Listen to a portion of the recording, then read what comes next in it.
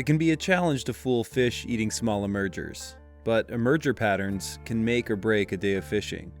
The RS2 has saved the day for me on many occasions. This is how I tie it. Start off with a straight or down eye hook, size 20 to 24, or smaller if you need to.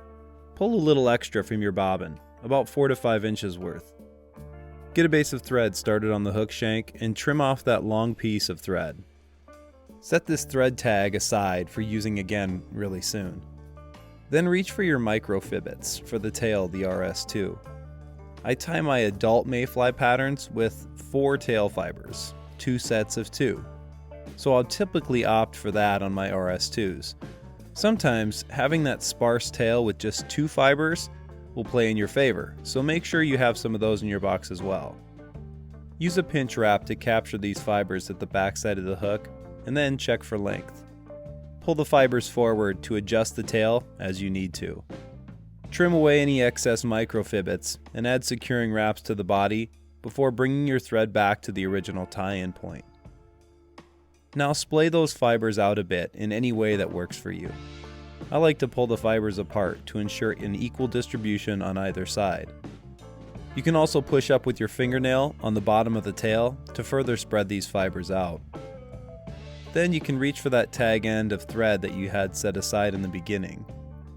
While holding each end of the tag and stretching it out, bring the center of the thread to the underside of the hook and fold it around the inside bend, pulling both ends together and rearward to straighten them out.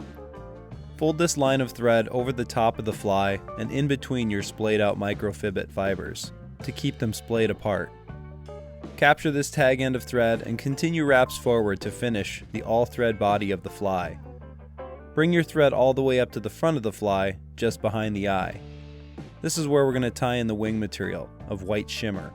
Snip a small clump from the pack and fold the material around your thread, doubling it and providing a solid attachment to what is now a zip line leading down to your hook shank. Slide the shimmer to the top side of the hook and begin making rearward wraps over the top of that material. Bring your thread wraps over the top of the shimmer about an 1/8 inch back from the hook eye before making some wraps under the wing material to help prop it up on the back end. Finally, we're going to take the smallest pinch of pure silk dubbing and create a short noodle on your thread. Begin wrapping this dubbing on the back side of the shimmer wing.